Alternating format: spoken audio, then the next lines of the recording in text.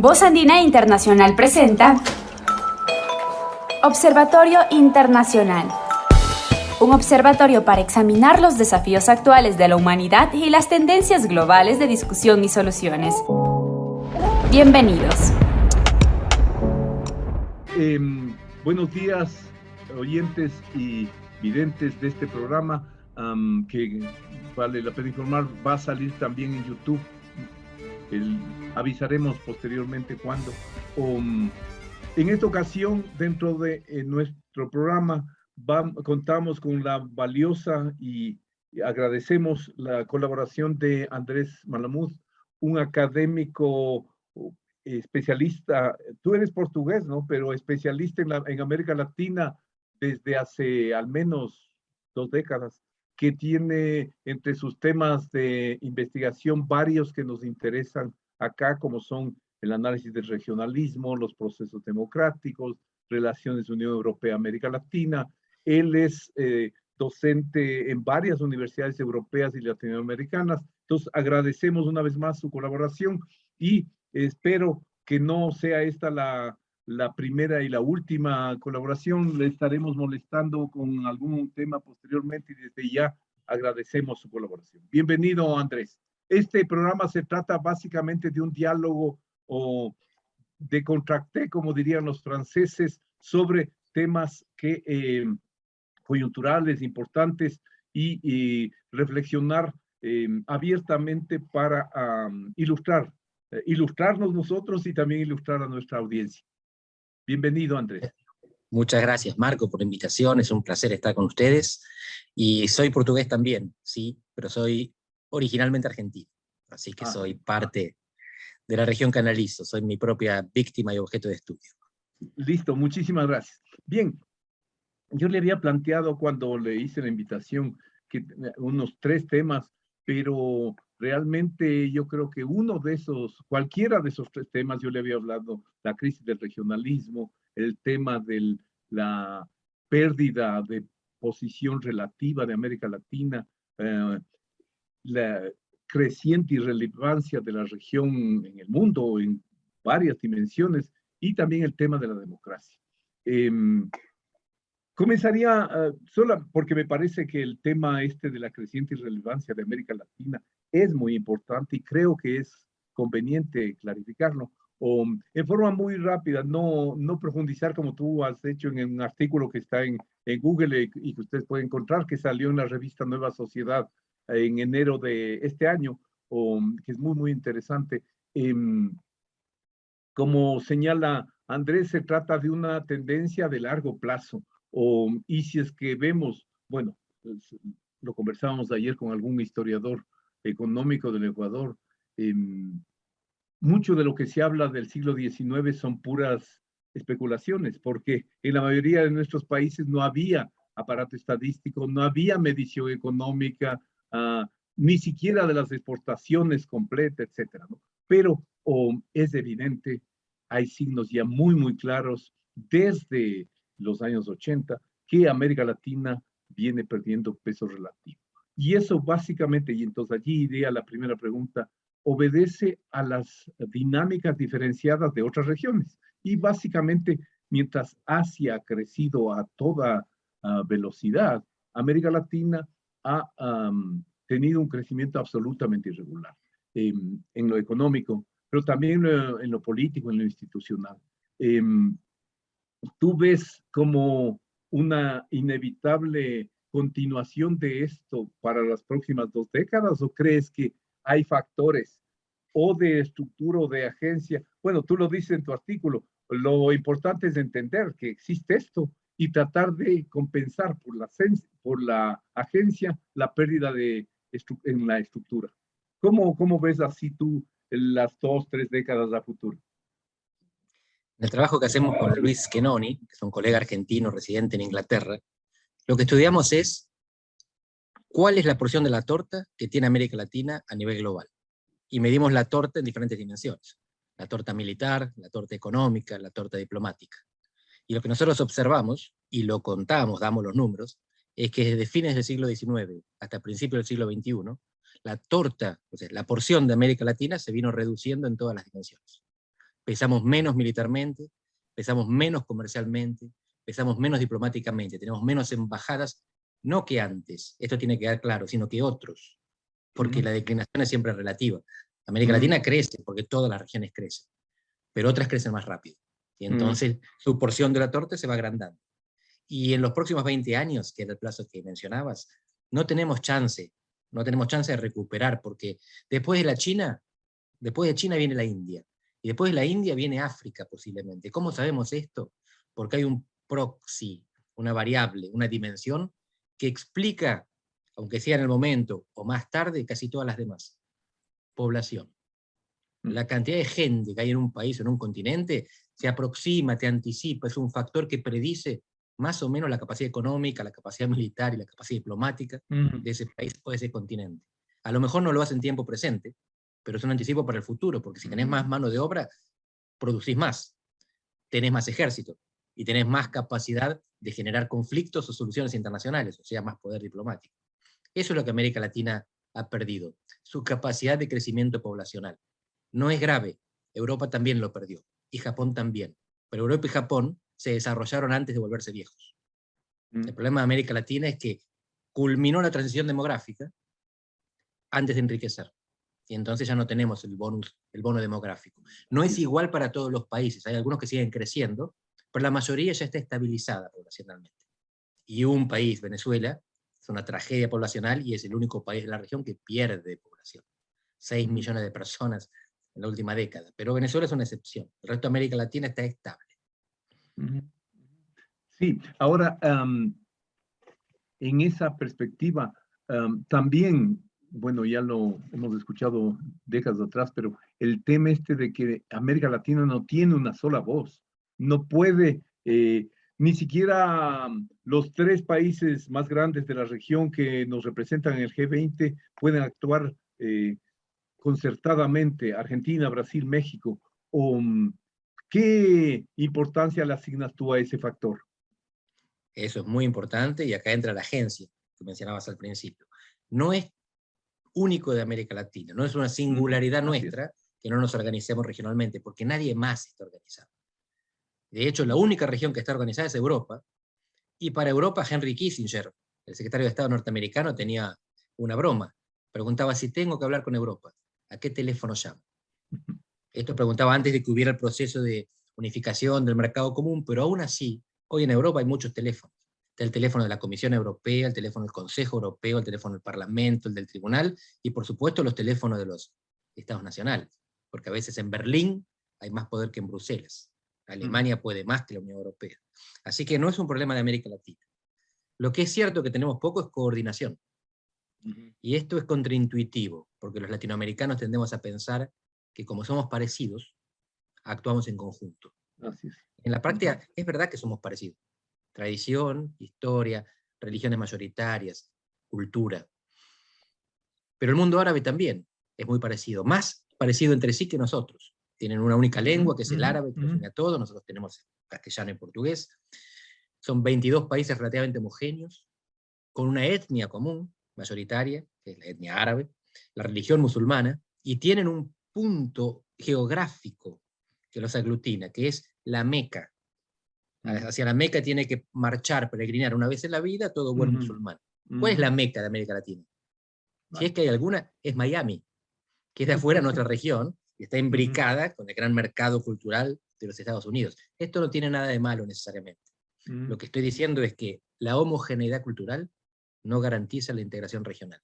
Al contrario, el continente más integrado del mundo es Europa, que es súper diverso, entre católicos al sur, protestantes al norte, eslavos, arios, mediterráneos. Y fue justamente esta diversidad la que generó tantos conflictos que la integración permite resolver. Así que la ironía es, como nos parecemos tanto, no precisamos hacer un esfuerzo para parecernos más, para actuar juntos. Ahora, en ese sentido, y solamente mencionando el tema, ¿tú ves que hay hoy día una crisis global de los procesos regionales? Sí, pero esa crisis se bifurca, porque hay una crisis en el norte que los tipos que van sobrellevando, porque en el norte tienen altos niveles de interdependencia. ¿Qué quiere decir interdependencia? Que los países hacen muchas cosas con los vecinos. En el sur, con el sur global, los países hacemos pocas cosas con los vecinos. Por supuesto que nos queremos y nos visitamos y escuchamos la misma música y entendemos las mismas letras. Pero el comercio entre nosotros es muy bajo. La Alianza del Pacífico, para poner un ejemplo, que es el gran portaestandarte de la integración liberal, entre México, Colombia, Perú y Chile, tienen 1% de comercio entre sí. El 99% de comercio lo realizan afuera de la región, con Estados Unidos, con China, Europa, el resto de América Latina. Así que nos queremos mucho, pero nos necesitamos poco. Y nos necesitamos poco porque no comerciamos entre nosotros, emigramos poco entre nosotros, no muy poco, poco. Más que otras cosas, hay más emigración que comercio, pero incluso así, los destinos favoritos de emigración son España o Estados Unidos. En América Latina hubo 3 polos de atracción histórica: Costa Rica para los nicaragüenses, Venezuela para los colombianos, y Argentina para los limítrofes y Perú. Últimamente se coloca Chile en una posición de absorbedor, de absorción de integración también. Los demás países o expulsan o están estables, como Brasil. Pero el que puede ir es España o Estados Unidos, habitualmente prefiere España y Estados Unidos a los vecinos. Y por lo tanto, tenemos los radares colocados afuera. Quien puede irse a estudiar afuera a las mejores universidades, se va a Estados Unidos o Europa. El que no, en América Latina tenemos buenas universidades. La Universidad de Buenos Aires da medicina gratis para quien quiera, no hace falta ser argentino. Pero si uno tiene la chance de irse a Harvard, capaz que se va a Harvard y no a la Universidad de Buenos Aires. Entonces siempre, las cosas que hacemos entre nosotros, si pudiéramos, las haríamos con otros. Ahora, tú mencionaste, y me parece muy interesante, a la Alianza del Pacífico, o unas 2 o 3 reflexiones allí me interesaría escuchar tu visión.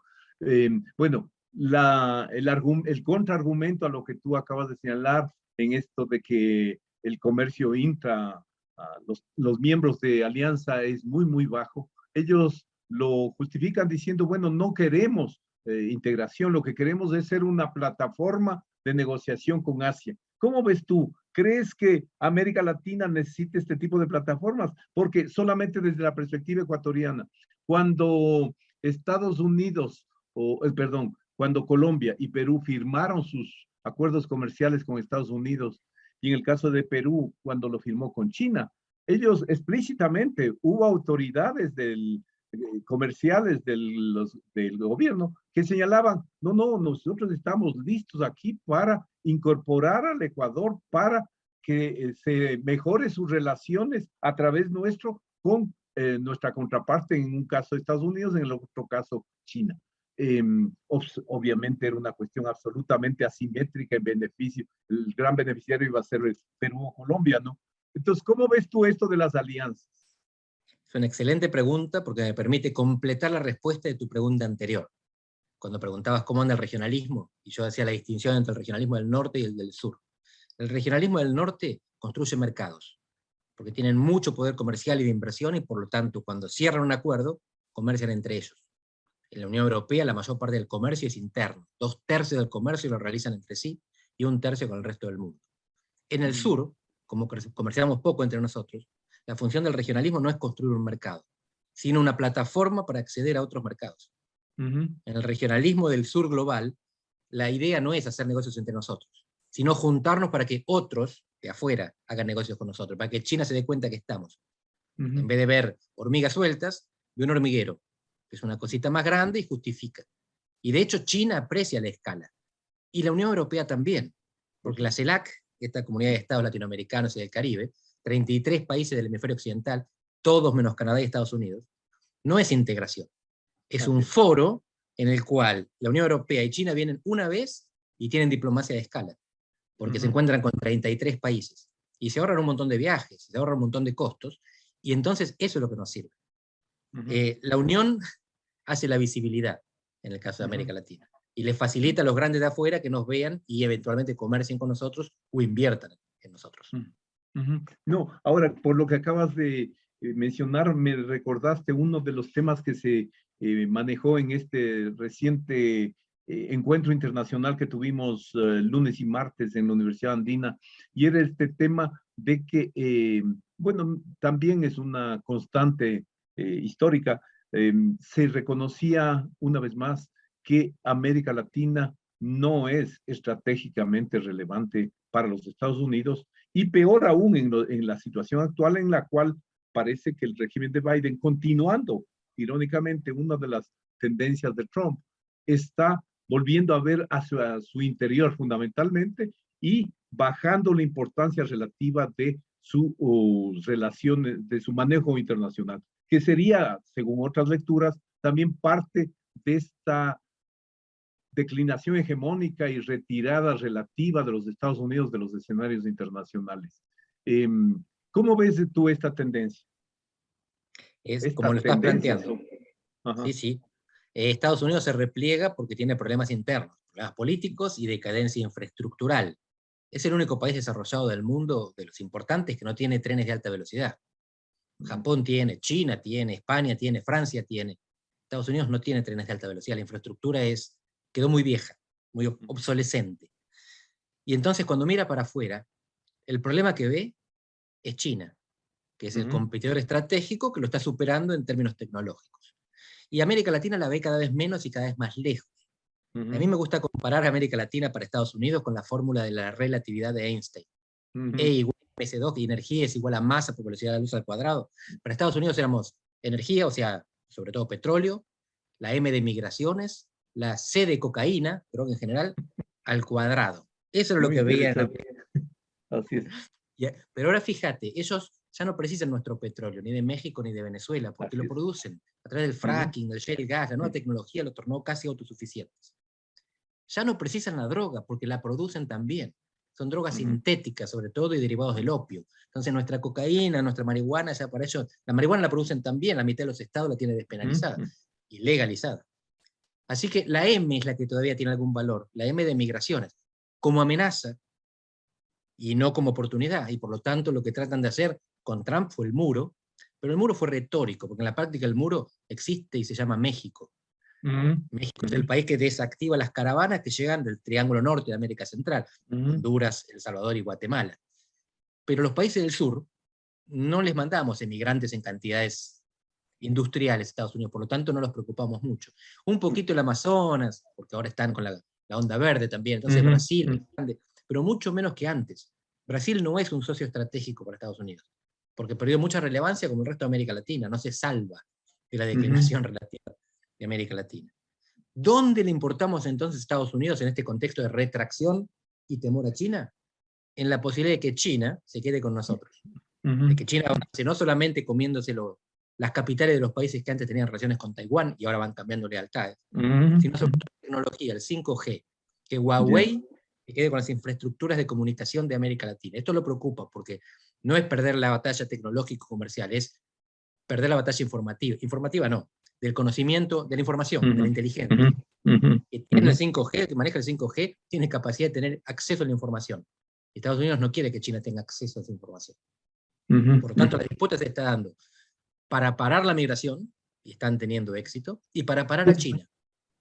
Sí, perdón, en lo que acabas de señalar, y citando a Michael Shifter, que lo dijo en algún artículo y yo lo retomé, refiriéndose a esta cumbre mundial para la democracia que hizo hace unos días, Michael Shifter se preguntaba por qué esa lista rara de convocados, de la cual se excluía justo a los países del Triángulo Norte, que como tú dices, son la fuente que emite las caravanas que van y van hacia el norte, no se los convocó. Entonces, habiendo sido Biden una persona conocedora, responsable de esa zona, entonces, ¿cómo entender esa no convocatoria? Por un lado, y por otro lado, también nos da una idea, el hecho de que como gran mensaje de esa cumbre, fuera de convocar a 110 países, de los cuales un 30% al menos era de menos de 1 millón de personas, entonces tenía una representatividad bastante baja, pero como gran propuesta lanza un fondo al cual pone 424 millones, es ridículamente bajo. Entonces, ¿cómo ves tú ese proceso? Me llamó la atención lo mismo que a vos, que Michael Shifter mencionara eso, porque no tengo capacidad para explicarlo, no lo puedo entender. Es algo que justamente atenta contra sus propios intereses. A Bolivia también la dejaron afuera, que es un país que pasó por un golpe de Estado, pero se normalizó democráticamente. Tiene un gobierno de centro-izquierda, a que Estados Unidos tiene que seducir en vez de alienar. La política externa de Biden es mala, y la política externa de Obama también fue mala. Sorprendentemente, el peor de todo, que fue Trump, tuvo una política exterior más consistente y más coherente, que decía claramente que el enemigo era China y todo lo que hacía era para competir contra China. En este caso no queda claro a qué se debe esto, por qué entregan a países que tienen al enemigo. Estoy poniendo palabras duras intencionalmente, pero son los países que están cambiando lealtades diplomáticas y reconociendo a China en vez de Taiwán. Es injustificable, teniendo en cuenta, como vos decías, que era el área de Biden. Biden se encargó de América Latina durante el gobierno de Obama, y tiene a Juan Sebastián González, que es un colombiano-americano que entiende estos temas. Así que la única manera de explicarlos hasta que nos digan otra cosa, hasta que nos demuestren otra cosa, es que se están equivocando mucho. Ahora, dentro de la misma línea de la importancia relativa de América Latina, y me hiciste recordar un encuentro de evaluación de las relaciones México-Unión Europea allá a mediados de la década pasada, y que una de las conclusiones era que definitivamente México y el conjunto de América Latina tenía una séptima u octava posición en las prioridades de la Unión Europea. O sea, ese actor que también está declinando, para ese actor también somos menos importantes, quizás solo para lo verde, como tú señalabas, y para algunos segmentos de Alemania, quizás. ¿Cómo ves tú Así eso? es. Sí, te voy a dar evidencia empírica que prueba lo que estás diciendo. Acabo de terminar un informe encomendado por el Parlamento Europeo sobre el acuerdo de asociación entre la Unión Europea y el Mercosur. Y para eso entrevisté a los miembros del Servicio Diplomático Europeo, embajadores que tienen el Mercosur y embajadores del Mercosur en Europa. Y un embajador brasileño me decía, no es verdad lo que dice la Unión Europea de que América Latina y el Mercosur en particular son una prioridad, de que van a formar parte de una asociación estratégica. No es verdad. América Latina es, para Europa, la región menos relevante del mundo. Y yo, que escribí sobre la irrelevancia latinoamericana, me quedé sorprendido por su contundencia. Y al ver mi sorpresa, él me dijo, nombrame una región que sea menos relevante para Europa que nosotros. Y ahí me puse a pensar, y África es muy relevante para Europa. Hay 17 países europeos que tienen como moneda una que está vinculada con el euro, es decir, un tercio de Europa tiene su moneda decidida en Frankfurt, donde está el Banco Central Europeo. Y por supuesto la inmigración y parte de la energía que consume el sur de Europa, viene del norte de África. Ni hablar del Asia-Pacífico, porque eso es relevante para todo el mundo. Pero el Océano Índico también, porque los piratas condicionan las rutas de navegación y el acceso de petróleo, y porque además Francia y Gran Bretaña siguen siendo potencias marítimas que tienen territorios de ultramar en el Océano Índico. Así que para eso esa región también es importante. Ni hablar de América del Norte, donde está Estados Unidos, la gran potencia. O sea que para España y Portugal sí somos relevantes, pero España y Portugal son periféricos en la Unión Europea. Para el núcleo de la Unión Europea, América Latina es la última región del mundo. Sí. Ahora, entonces, igualmente para Europa no somos relevantes.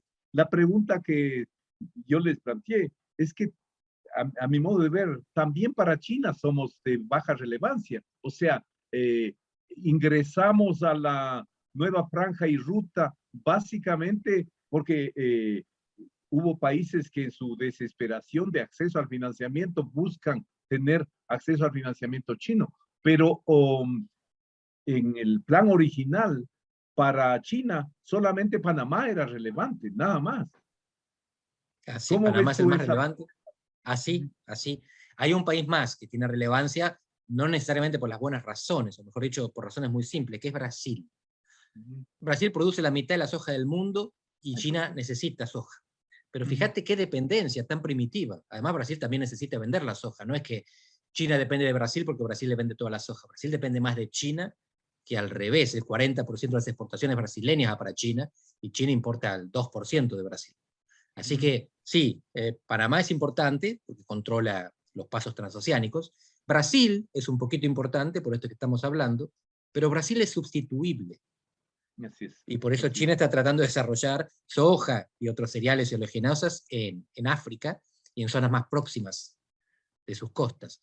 Eventualmente Panamá también podría ser sustituible, pero eso trataron de hacerlo a través de Nicaragua, pero eso nunca avanzó demasiado, ni fue un proyecto demasiado serio. pero en todo caso, con que le garanticen el tránsito, China no precisa poner un pie encima de Panamá, a diferencia de Estados Unidos, que inventó a Panamá, lo independizó de Colombia para controlar, para crear, para construir y para controlar el canal. En principio, con un mundo abierto, China no precisa de poner el pie encima de los demás. Y en esto se distingue de Europa y de Estados Unidos. Y lo hace notar. Cuando uno habla con jerarcas africanos, ellos te dicen, mira, con la Unión Europea estuvimos 6 meses discutiendo y no nos pusimos de acuerdo porque nos ponen condiciones sobre derechos humanos y democracia que no podemos cumplir. Con China vinieron y en 48 horas cerramos el trato. Y ya tenemos el puerto, la fábrica. Claro, China viene, toma la tierra, la explota y se lleva las cosas. Pero paga un alquiler, que es lo que quieren estos países. No, y ayer conversaba con un colega que había visto, pero recién, un debate en la televisión argentina sobre los temas argentinos y me dejó espantado porque me decía que él vio o las imágenes de la presencia de las flotas chinas extrayendo o los recursos marinos en la zona los calamares gigantes y los pulpos, ahí en la zona más cercana a las Malvinas, ya en mar, digamos, de acceso global, pero que eso parecía una ciudad, 700 buques simultáneamente. Entonces, eso no nos lleva a una forzosa necesidad de generar defensas conjuntas, aunque no podamos articular una política propositiva conjunta, por al menos defensas conjuntas. ¿Cómo lo ves tú eso? Esa es una pregunta estratégica, que creo que es la que los diplomáticos y estadistas se tienen que estar colocando en este momento. Como hablábamos antes, la integración no nos sirve mucho como construcción de mercado porque nuestras economías no son complementarias. No nos vamos a vender soja contra soja, petróleo contra petróleo, flores contra flores. Pero sí podemos ponernos espalda contra espalda para aguantar las represalias de las grandes potencias. Si nosotros tenemos que optar por un 5G y vamos por Huawei o por Nokia o la que sea que desarrollan en un país que no sea China, alguien se va a enojar. Si decidimos Huawei, se enoja Estados Unidos. Si no decidimos Huawei, se enoja China.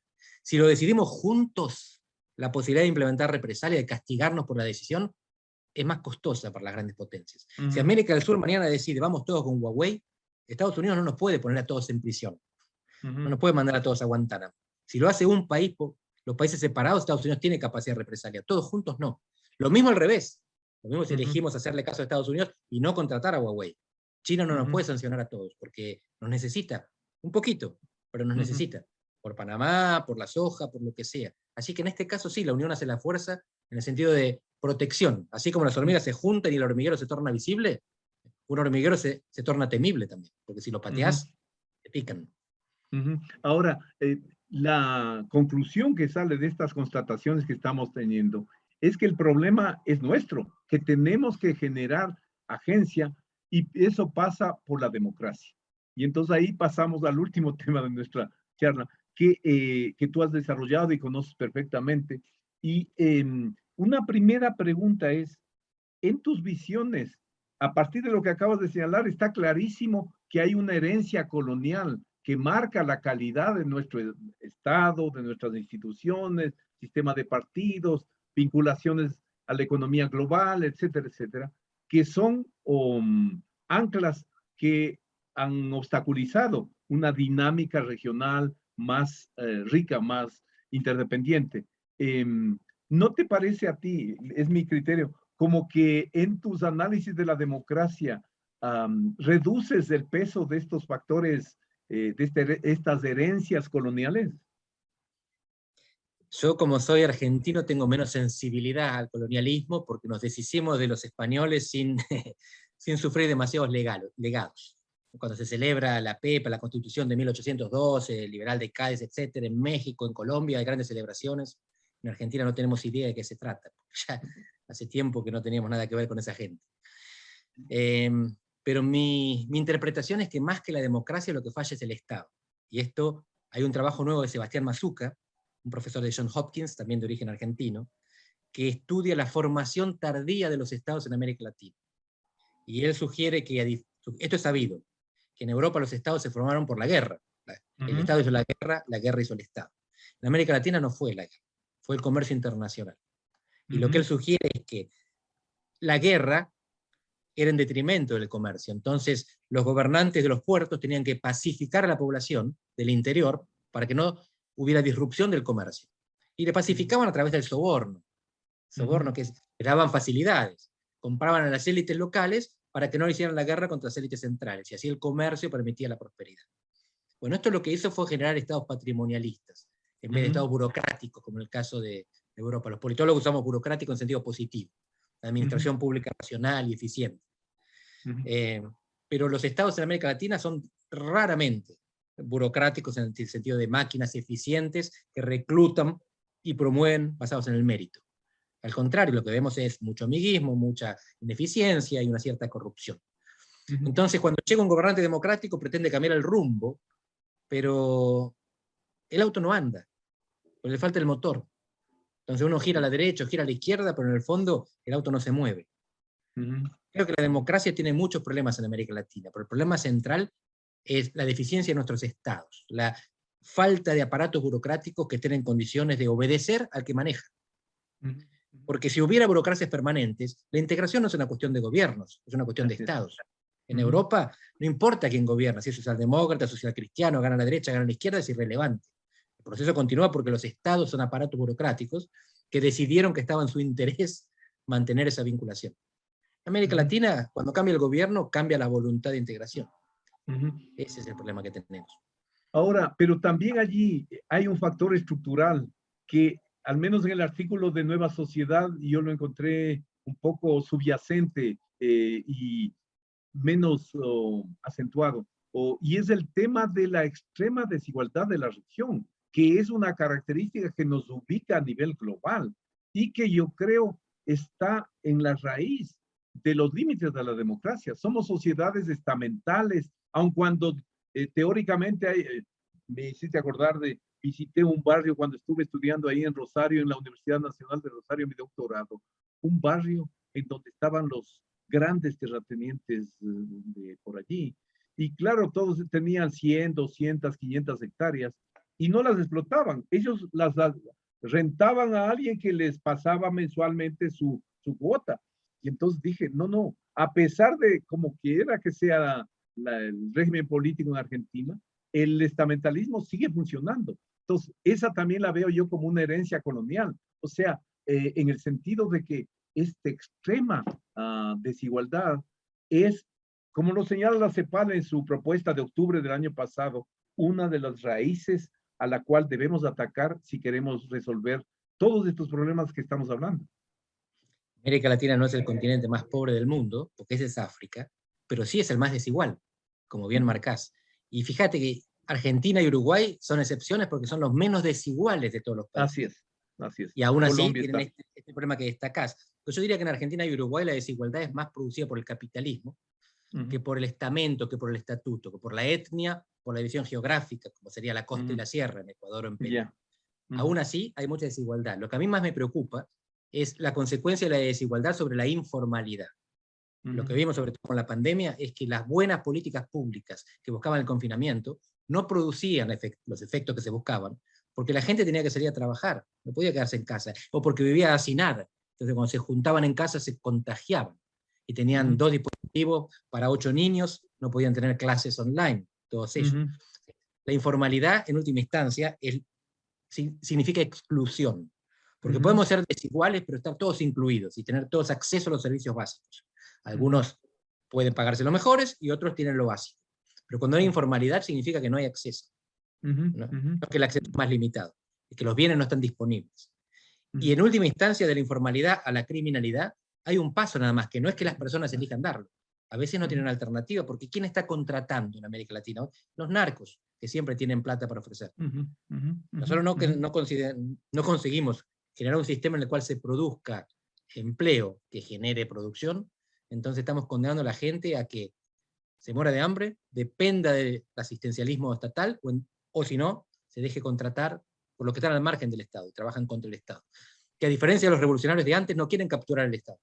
Así es. Lo tienen de cómplice, lo sobornan, y viven con el Estado al lado, y el Estado les protege sus negocios. Ahora, en lo que tú señalas, y que me parece muy importante, efectivamente desde comienzos de siglo se estaba hablando de esta creciente heterogeneidad en América Latina, en términos de las posibilidades, de las economías. Lo que tú acabas de señalar me parece categórico. O sea, la pandemia mostró, sin embargo, que desde México hasta Argentina, casi los 2/3, o al menos el 60% de la PEA, es informal. Y entonces, eso es, borra, un poco cuestiona estas aparentes diferencias con casos exitosos, Chile, Colombia un poco, qué sé yo, o porque estamos en la misma. ¿Cómo ves Así eso? es. Buen punto. Hay un par de excepciones, pero son pequeñas y por lo tanto no alteran la tendencia. Uruguay y Costa Rica. Ah, sí, es Son dos verdad. países que tienen estados funcionantes, con democracias alternantes y una macroeconomía estable. Pero Uruguay tiene 3,5 millones de personas, Costa Rica tiene 4. Entonces, sería muy lindo si fueran países grandes que pudieran generar masa crítica y arrastrar a los demás. Pero así como están, funcionan de modelo para decir, miren, no es imposible, estos consiguieron. Pero otros pueden decir, consiguieron porque son chiquitos. Los grandes no podemos hacer lo mismo, tenemos otros problemas. Ojalá tuviéramos un Estado grande que funcionara como Uruguay y Costa Rica, para decir, fíjense, este es el camino. Se puede. Ahora, en lo que acabas de señalar tú, me lleva a una de mis crecientes preocupaciones y que he sacado en algunos programas anteriores, y es el tema, ¿no encuentras tú que en América Latina, no ahora, desde hace tiempo, si tú mencionaste una cuestión que me parece clave, o sea, en el siglo XVIII, XIX, ya había corrupción. En mucho del comercio se hacía en base a compras de favores y Gran Bretaña penetró en la región mucho antes de que se lo concediera oficialmente en las negociaciones en Europa por esa vía. Entonces la corrupción es también estructural en la región, pero el punto al que iba es que hay una extrema ideologización en la visión del Estado. Acá, Estado, mercados o Estado, sociedad o sector privado, sector público, son vistos de una forma tan absolutista, tan ideologizada, como no creo que exista en toda América, en todo el mundo, porque, o sea, las respuestas de los estados en Europa, en Asia, frente a la pandemia, han evidenciado una perspectiva mucho más flexible, mucho más pragmática. ¿Cómo ves tú ese tema? Tal cual. Es el problema de ideologizar los instrumentos. Los instrumentos no tienen ideología, se los puede usar de una manera o de la otra. Un cuchillo puede matar o puede cortar la comida. La dinamita, Alfred Nobel, el inventor, se sentía culpable porque se usaba para matar, pero también se usa para abrir camino. El Estado y el mercado son instrumentos. El problema es que acá los ideologizamos. La izquierda se apropia del Estado y la derecha se apropia del mercado. Y así lo que hacemos es quitarles utilidad. Porque es como si un cuchillo o una espada tuviera 2 filos y nosotros usamos solamente uno. No estamos aprovechándolo al máximo de su potencia. El Estado y el mercado están subutilizados en América Latina. En ese sentido, y para ir terminando ya, ¿cómo ves tú esa afirmación que hizo Merkel y que dijo que en América Latina el gran problema es que los ricos y la población en general, no solo los ricos, no quieren pagar impuestos? O sea, no tenemos contratos sociales sólidos, compromisos para la construcción de un proceso común, compartido. Y en ese sentido, la democracia pasa a ser cualquier cosa menos un valor y una apuesta de los países. ¿Cómo lo ves tú? Es así, porque faltan 2 cosas en América Latina. Contraprestación, es decir, cuando uno paga impuestos quiere recibir algo a cambio. Seguridad, educación, justicia. Y confianza, porque todo eso, seguridad, justicia, educación, se construye en el tiempo. Entonces alguien puede pagar impuestos sabiendo que con el tiempo va a volver, que los hospitales llevan un tiempo, pero después van a estar ahí para que se atienda uno o sus hijos. Pero falta eso en América Latina porque nos quemamos con leche. Entonces vemos una vaca y lloramos.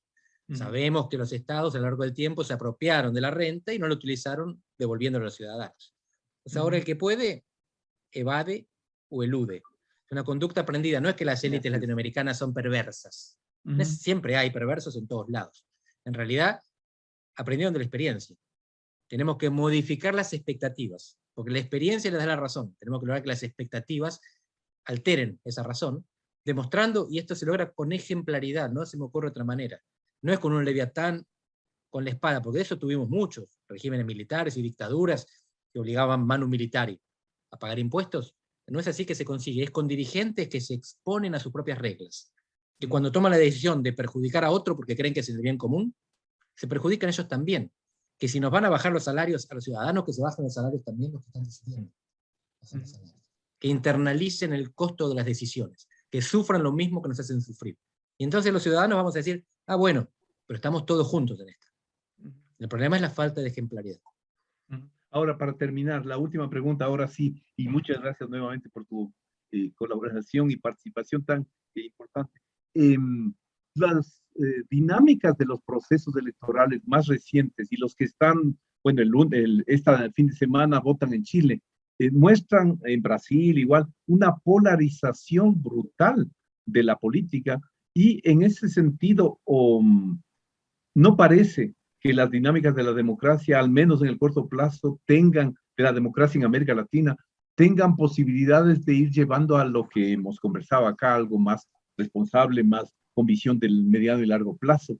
¿Dónde crees tú que puede estar el punto de arranque para modificar esos procesos? Y ahí me preocupa muchísimo, no es solo una preocupación por la democracia en América Latina, es en el mundo.